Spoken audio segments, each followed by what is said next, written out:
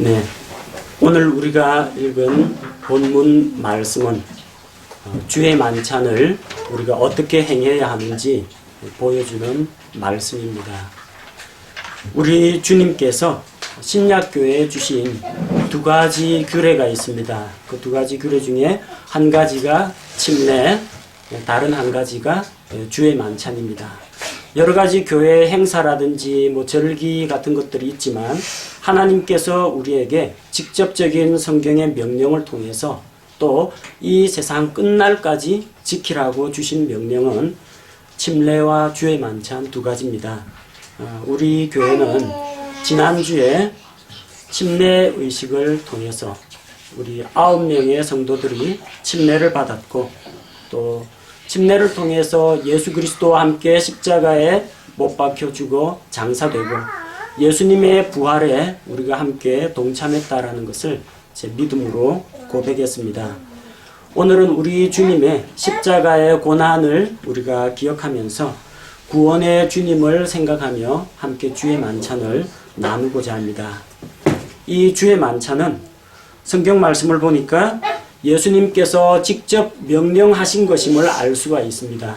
자, 23절 말씀을 살펴보니까 내가 너희에게도 전해준 것은 내가 주께 받은 것이니, 주님으로부터 직접 받은 명령이라고 이야기하고 있습니다. 주의 만찬이 어떻게 생겼습니까? 예수님께서 배반당하시던 그 밤에 주께서 제자들을 불러 모으시고 누룩 없는 빵과 포도의 즙을 가지고 마지막 주의 만찬을 제자들과 함께 나누시면서 이것은 온 세상을 위해서 내어주는 나의 몸이다. 이것은 나의 피로 세우는 새 상속 언약이다. 이렇게 말씀하시면서 이것을 행하여 나를 기억하라고 주님께서 말씀하셨습니다. 자, 그래서 이 주의 만찬은 하나의 기념하는 의식입니다.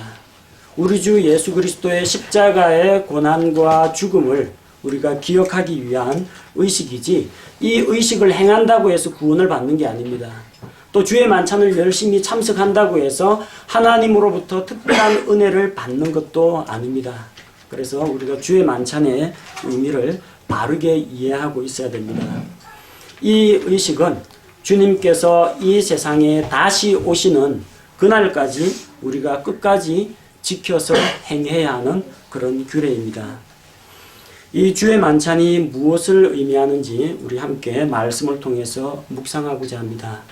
주의 만찬에는 누룩 없는 빵을 사용합니다. 자, 24절 말씀을 보니까 이것은 너희를 위하여 찢긴 내 몸이니, 이 빵은 주님의 찢기신 몸을 의미한다라고 성경이 이야기하고 있습니다. 우리 주 예수님께서 나신 곳이 어디입니까? 베들레헴에서 나셨습니다. 베들레헴이라는 말의 뜻은 집이란 뜻이고요. 레헴, 빵이라는 뜻입니다. 베들레헴은 빵집이라는 뜻입니다. 그 빵집에서 생명의 빵인 예수 그리스도께서 탄생하셨습니다. 요한복음 6장에서 예수님은 자기를 가리켜서 말씀하시기를 내가 곧 하늘로부터 내려오는 생명의 빵이라고 하셨습니다. 이스라엘 백성들은 하늘에서 내리는 만나를 먹었습니다. 광야 생활 40년 가운데에서 하늘로부터 내리는 만나를 먹었지만 그것을 먹고도 결국은 다 죽었습니다. 그러나 예수 그리스도의 살과 피에 참여하는 자는 영원토록 죽지 않는다고 예수님께서 약속하셨습니다. 요한복음 6장 35절 말씀을 보니까 내가 곧 생명의 빵이니 내게 오는 자는 결코 줄이지 아니할 것이요 나를 믿는 자는 결코 목마르지 아니하리라. 주님께서 말씀하셨습니다. 내가 곧 생명의 빵이라고 말씀하셨습니다. 빵이 어떻게 만들어집니까? 한 알의 밀로부터 시작이 됩니다. 요한복음 12장 24절에서 예수님께서 말씀하셨습니다. 한 알의 밀이 땅에 떨어져 죽지 아니하면 홀로 남거니와 죽으면 많은 열매를 맺느니라. 이 한 알의 밀은 바로 예수 그리스도 자신을 이야기합니다. 우리 주 예수 그리스도께서 바로 세상을 위해서 자기 자신을 주께 내어주신 한 알의 밀이 되신다는 겁니다. 한 알의 밀이신 예수 그리스도, 그분께서는 한 알의 밀과 같이, 밀 이삭이 베어지는 것과 같이 우리를 위해서 대신 쓰러지시고 우리를 위해서 대신 죽음을 맛보셨습니다. 그 밀 이삭은 껍질이 벗겨져야 합니다. 예수님께서는 모든 옷을 벗기우시고 그리고 채찍에 맞으시고 마치 곡식이 타작을 당하는 것과 같은 고난을 당하셨습니다. 밀이 그대로 있으면은 빵이 될 수가 없습니다. 갈려야 합니다. 맷돌에 갈려서 으스러져서 가루가 나야 합니다. 그 가루가 물과 함께 반죽이 됩니다. 짓이겨집니다. 뜨거운 불 위에서 구워져야 빵이 만들어집니다. 빵을 만들어 보시는 분은 알겠지만 한 알의 밀 그 자체는 빵이 아닙니다. 베어진 밀 이삭, 껍질이 벗겨지고 으스러져서 가루가 되고 짓뭉개지고 그리고 납작하게 밀려서 화덕 위에서 구워질 때 빵이 만들어지는 것처럼 예수님께서는 우리를 위해서 고난을 당하셨습니다. 사람들에게 멸시와 조롱을 당하셨고 채찍에 맞으셨고 침뱉음을 당하셨고 또한 그 수치스러운 십자가를 우리를 위해서 지셨습니다. 십자가 위에 달려서 창과 못에 자기 몸을 찢기시고 찢긴 몸 사이로 그분의 보배로운 피를 우리에게 흘려주셨습니다. 그리고 그 하나의 빵은 찢어집니다. 쪼개집니다. 쪼개져서 많은 사람들에게 나누어집니다. 빵이 찢어져서 사람들에게 나뉘어지는 것과 같이 예수님께서는 자신의 몸을 찢으시고 우리 자신을 위해서 자기를 십자가에서 대신 내어주셨습니다. 그래서 주의 만찬의 빵은 우리를 위해서 고난받으신 예수님의 몸을 상징합니다. 로마 가톨릭에서는 이 빵이 사제가 축원을 하면은 예수 그리스도의 살로 변화된다라는 화채설을 믿습니다.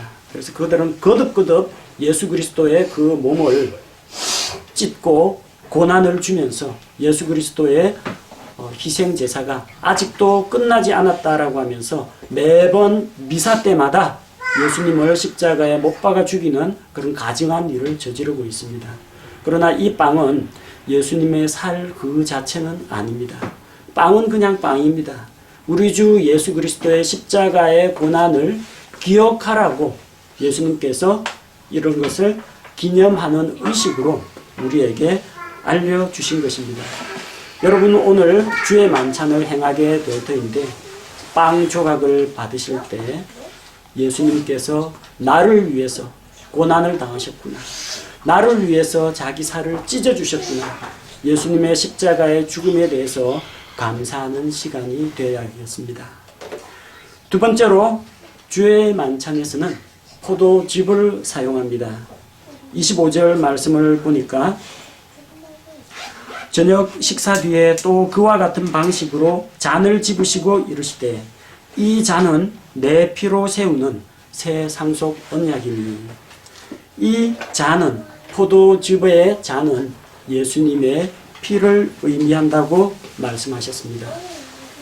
요한복음 15장 1절 말씀을 통해서 예수님께서는 예수님 자신이 참 포도나무라고 우리에게 말씀하셨습니다. 자, 그런데 그 포도즙은 포도를 짓이겨서 나오는 액체가 포도즙입니다. 바꾸어 말하자면 예수님이 참 포도나무시라면 그 포도 열매를 짓이겨서 나오는 즙은 예수님의 피를 상징한다고 볼 수가 있습니다. 포도즙은 성경에서 포도의 피라고 기록이 되어 있습니다. 창세기 49장 11절 말씀을 보니까 그가 자기의 어린 순나기를 포도나무에 매며 자기의 나귀 새끼를 좋은 포도나무에 내리니 그가 자기 옷을 포도즙에 빨며 자기 의복을 포도의 피에 빨았도다. 자기 옷을 포도즙에 빨며 자기 의복을 포도의 피에 빨았도다. 옷, 의복 같은 말이죠. 포도즙, 포도의 피 같은 말로 사용이 되었습니다. 신명기 32장 14절 말씀에는 암소의 버터와 양의 젖과 어린 양의 기름과 바산 품종의 순양과 염소와 기름진 밀을 먹게 하셨으며 또 내가 포도의 순수한 피를 마셨도다. 이렇게 말씀하십니다. 포도의 순수한 피를 마셨다. 즉 포도즙을 이야기합니다. 주의 만찬의 포도즙은 우리를 위해서 자기 몸이 이겨지고 찢어지는 과정에서 흘리신 예수님의 보배로운 피를 상징합니다. 이 포도즙 자체가 예수님의 피는 아닙니다. 이것은 예수님의 피를 상징하는 일종의 상징입니다. 그러니까 이 포도즙을 먹는다고 해서 여러분 신체에 어떤 놀라운 영적인 변화가 일어난다든지 그런 건 없습니다. 다만 나를 위해서 십자가에서 피 흘려 죽으신 예수님의 십자가의 고난을 기념하라는 것입니다. 그분을 기억하라는 의미로 우리에게 이런 의식을 알려주셨습니다. 여러분, 주의 만찬 때 포도즙을 받게 되거든 그 의미를 생각하시기 바랍니다. 음료수 먹으라고 준 게 아닙니다. 음료수로 여러분에게 나누어 드리는 것이 아니라 주님의 피를 내가 기억하고 예수님의 살과 피에 내가 동참한다라는 믿음의 고백으로 우리가 이 의식을 행한다는 것을 잊지 마시기 바랍니다. 예수님께서는 말씀하시기를 이 예수님의 피, 그것을 상징하는 이 잔을 나누어 주시면서 이것이 바로 새 상속 언약의 피라고 말씀하셨습니다. 예수님이 십자가에서 죽으심으로 말미암아 새 상속 언약, 영어로 하면 뉴 테스트먼트, 신약입니다. 원래 신약 성경, 구약 성경 할 때 신약이라는 것은 새 약속입니다. 새 상속 언약, 옛 상속 언약, 그렇게 번역을 합니다. 그래서 예수님이 십자가에서 죽으심으로 말미암아 구약의 모든 희생 제사는 이제 필요가 없게 됐습니다. 예수님의 단번 속죄로 구원받는 길이 열렸기 때문에 더 이상 짐승 희생을 드리지 않습니다. 따라서 이것이 새 상속 언약, 곧 신약 시대의 시작을 알립니다. 상속 언약은 상속 언약을 한 사람이 죽어야만 효력을 발휘하게 됩니다. 유언을 했는데 어떤 사람이 죽지 않고 살아있으면 유언은 아무런 효력이 없습니다. 아무리 유언장을 집행하고 유언장을 작성하고 변호사가 공증을 하고 그랬다 할지라도 유언을 남긴 사람이 죽지 않으면 유언장은 효력을 발휘하지 않습니다. 마찬가지로 히브리서 9장 16절 17절 말씀을 보니까 상속 언약이 있는 곳에는 또한 반드시 상속 언약하는 자의 죽음이 필히 있어야 하나니 상속 언약은 사람들이 죽은 뒤에라야 효력이 있고 상속 언약하는 자가 살아있는 동안에는 아무 힘이 없느니라, 그렇게 말씀합니다. 예수 그리스도가 십자가에서 피 흘려 죽으셔야만 상속 언약이 효력을 발휘합니다. 상속 언약은 피로 세웁니다. 히브리서 9장 18절과 19절 그리고 21절까지 말씀을 보니까 첫 상속 언약이 어떻게 세워졌는지 우리에게 말합니다. 모세가 하나님의 율법의 말씀을 선포한 다음에 율법책과 백성에게 피를 뿌려서 첫 상속 언약을 확정했습니다. 마찬가지로 새 상속 언약 역시 예수 그리스도의 피로 세우는 언약인 것입니다. 이것은 무엇을 말합니까? 이제 우리가 더 이상 율법 시대에 있지 않고 예수님의 구속의 은혜의 시대에 있다라는 것을 우리에게 보여줍니다.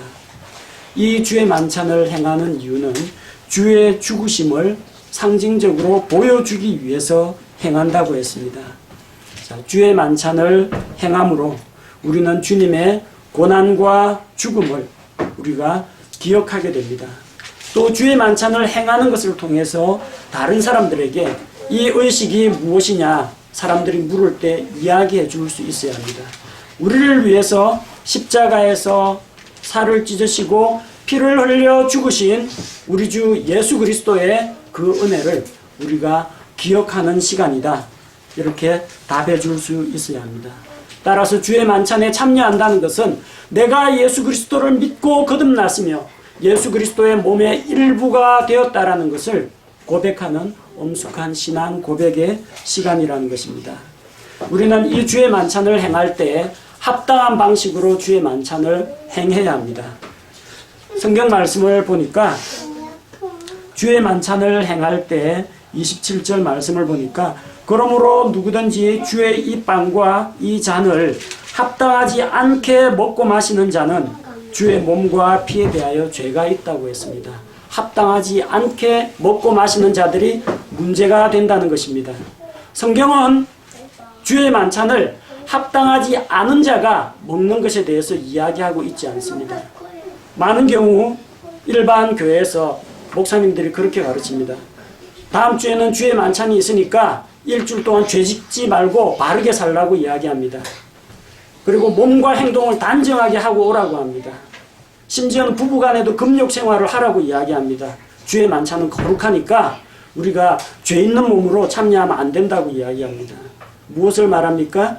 주의 만찬은 합당한 자가 먹어야 된다고 자꾸 강조를 합니다. 우리의 행위와 선행을 강조합니다. 여러분, 하나님 앞에서 합당한 자가 몇 명이나 있습니까? 아무도 없어요. 다 죄인이에요. 예수님을 믿기 전에는 다 죄인입니다. 그래서 합당한 자는 아무도 없습니다. 어떤 자가 합당한 자입니까? 예수 그리스도의 피로 말미암아 구속받은 자가 합당한 자입니다.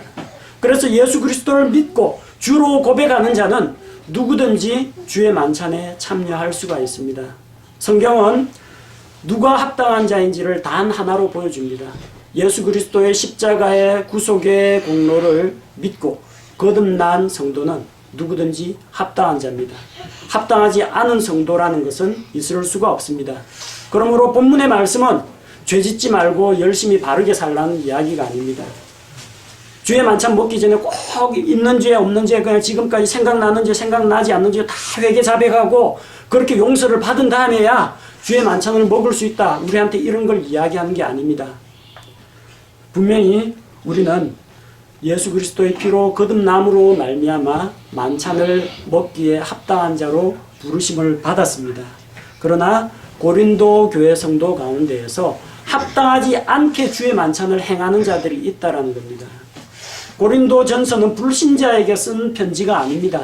다 믿고 거듭난 고린도 교회 성도들에게 이 서신서를 사도 바울이 기록했습니다. 고린도전서 1장에서 뭐라고 이야기합니까? 고린도에 있는 하나님의 교회, 곧 그리스도 예수님 안에서 거룩히 구별되고 성도로 부르심을 받은 자들이라고 말합니다. 다 구원받은 사람들이에요. 만찬에 참여하기에 합당한 자들입니다. 그러나 합당한 자임에도 불구하고 합당하지 않은 방식으로 주의 만찬을 행하는 자들이 있다는 겁니다. 우리가 오늘 읽은 본문 말씀이 그것을 보여줍니다.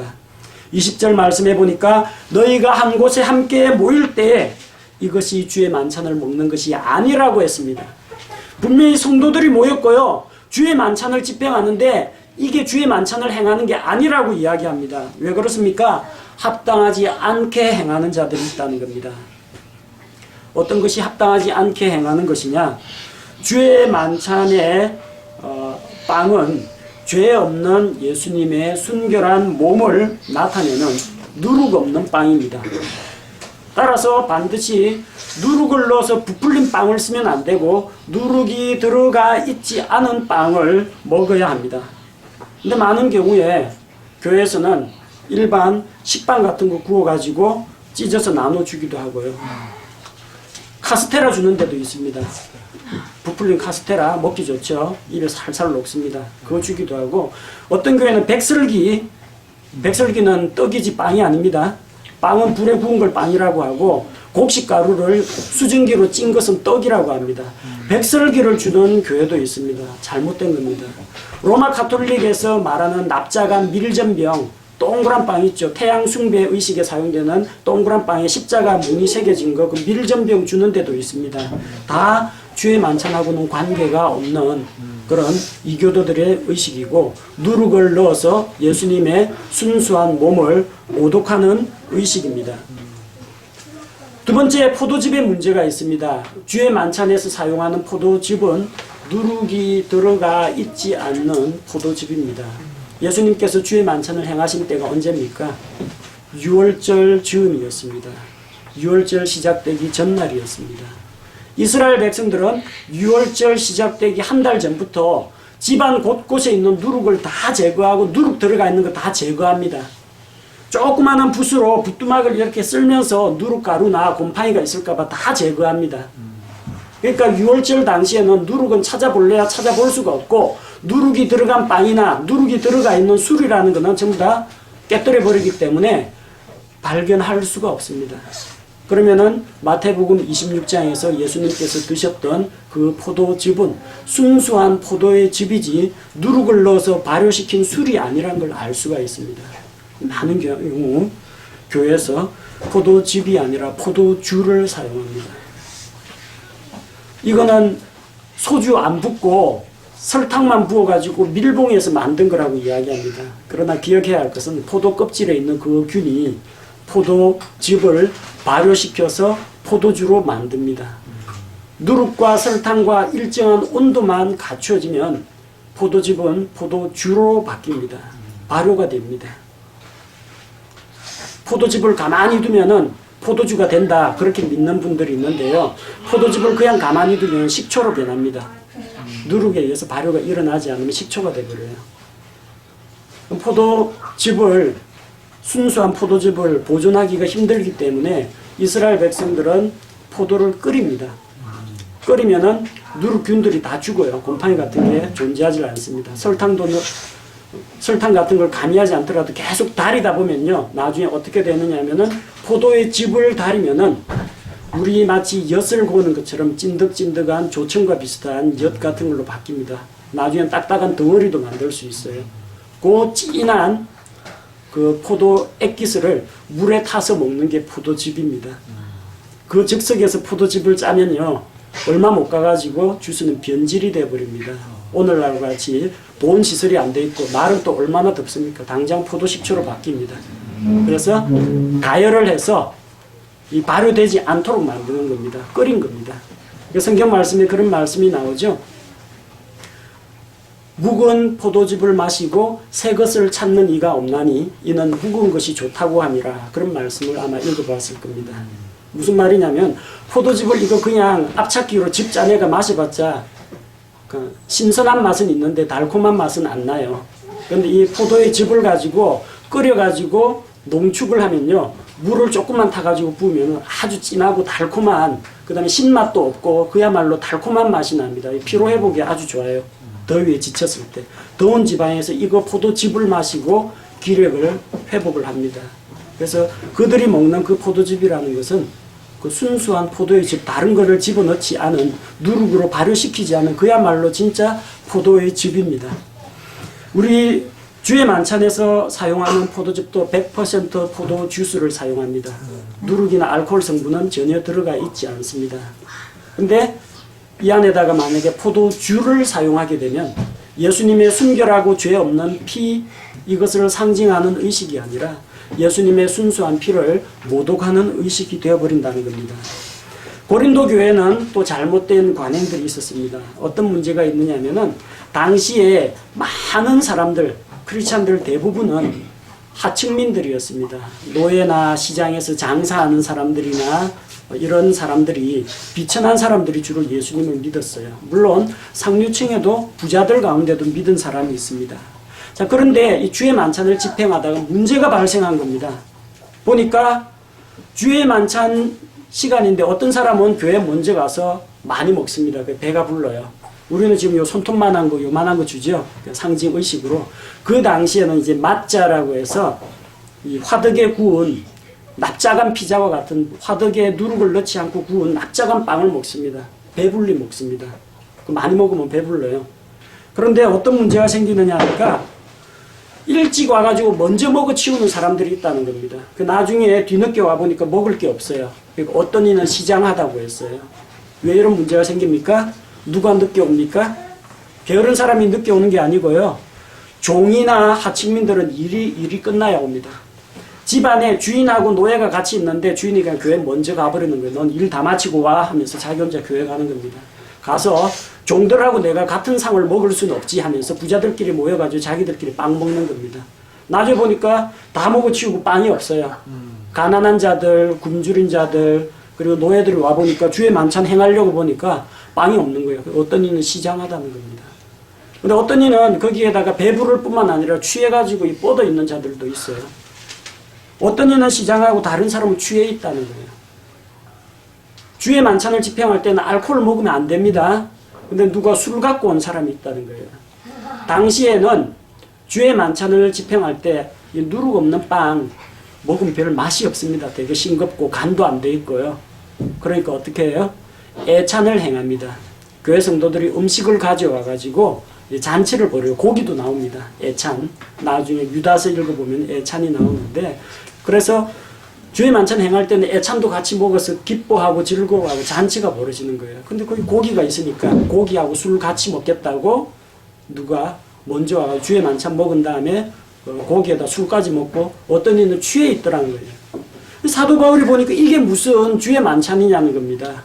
부자들은 부자들끼리 먹고 가난한 사람들하고는 상대도 안 하려고 하고, 어떤 자들은 누룩이 들어가면은 주의 만찬이 아닌데 벌써 술 먹고 취해가지고 쓰러져 있으니까 이거 주의 만찬 아니라는 거예요. 너희가 모여서 함께 먹는데 그 주의 만찬이 아니다. 내가 너희를 칭찬하지 않는다는 이야기입니다. 또 어떤 문제들이 있습니까? 18절 말씀해 보니까 너희 가운데 분쟁이 있다는 겁니다. 파당이 있다는 겁니다. 나는 아볼로파, 나는 바울파, 나는 베드로파, 나는 그리스도파. 그 조그마한 교회 안에서 자꾸 파벌이 있다는 겁니다. 너희가 한 몸인 예수 그리스도에게 속한 지체가 아니냐. 교회의 머리는 예수 그리스도시요, 교회는 그리스도의 몸이고, 그 그리스도의 몸이 어떻게 나뉠 수가 있겠느냐. 왜 너희가 한 빵을 부러뜨려서 나누어 먹느냐. 왜 그렇게 해요? 한 몸이신 예수 그리스도 안에 너희가 참여한다. 그걸 나타내는 것이 주의 만찬이라는 겁니다. 그런데 그 안에서 파당이 있다는 거예요. 분파가 있다는 겁니다. 그렇게 되면 주의 만찬이 아니라는 겁니다. 주의 만찬을 행하면서 우리가 예수 그리스도의 십자가의 죽음을 기념하는 것과 동시에 우리가 한 몸이신 예수 그리스도 안에 들어간 존재다. 예수 그리스도의 한 지체가 되었다. 그걸 고백하는 의식이 주의 만찬인데, 주의 만찬 안에서 벌써 파당이 있고 너희들끼리 찢어져서 나누고 부자하고 가난한 자가 따로 먹고 이러면 주의 만찬이 안 된다는 이야기입니다. 그래서 이렇게 행하는 것은 합당하지 않은 만찬이라는 겁니다. 33절에서 뭐라고 이야기합니까? 그러므로 내 형제들아, 너희가 먹으려고 함께 모일 때 서로 기다리라는 겁니다. 만약 배가 고프거든 집에서 먹고 오라는 겁니다.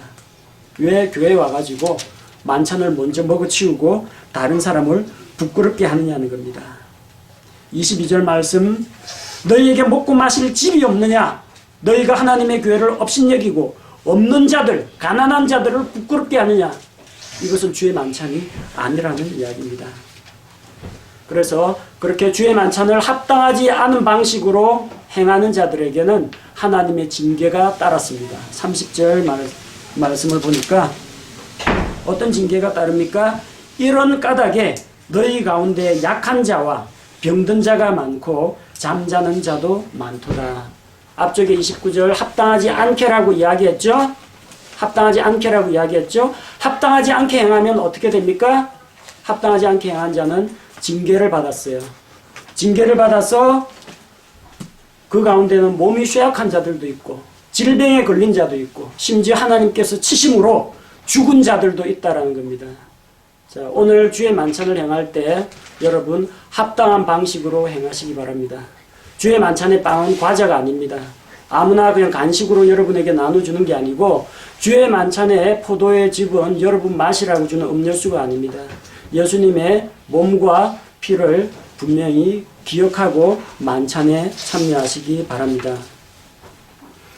주의 만찬을 행함으로 우리는 한 몸인 예수 그리스도에게 연합된 지체라는 것을 믿음으로 고백합니다. 고린도전서 10장 16절 17절 말씀을 보니까 우리가 축복하는 축복의 잔은 그리스도의 피에 참여하는 것이 아니냐. 우리가 떼는 빵은 그리스도의 몸에 함께 참여하는 것이 아니냐. 우리가 많아도 한 빵이요 한 몸이니 이는 우리가 다 그 한 빵에 참여하는 자들이기 때문이라. 오늘 주의 만찬을 통해서 예수 그리스도의 십자가의 죽음을 기념하고 우리가 주 안에서 한 형제 자매가 되었다라는 것을 믿음으로 고백하는 그런 귀한 시간이 되었으면 좋겠습니다. 우리 교회에서는 주의 만찬에 참여하는 자격을 예수 그리스도를 믿고 거듭난 자로 제한하고 있습니다. 잘 들으시기 바랍니다. 다른 교회에서 오신 분, 예수 그리스도를 믿으시는 분은 참여할 수가 있습니다. 세례나 침례를 받으신 분, 받지 않으신 분, 아직까지 받지 않았다라고 할지라도 믿고 거듭난 예수 그리스도의 지체면은 주의 만찬에 함께 참여하실 수가 있습니다. 그러나 아직까지 예수 그리스도를 구세주로 고백하지 못하는 어린아이한테는 빵을 주지 마십시오. 이것은 간식이 아닙니다. 어린애가 달라고 한다고 포도주스 주지 마십시오.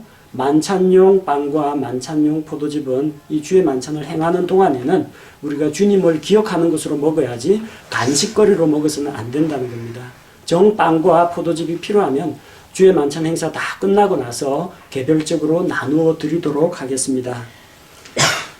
주의 만찬을 행함으로써 십자가에 달려 고난당하신 예수 그리스도의 그 구원의 은혜와 또 피 흘려 죽으신 우리 주 예수 그리스도의 크신 사랑을 우리가 기억하는 소중한 시간이 되었으면 합니다. 제가 기도하겠습니다.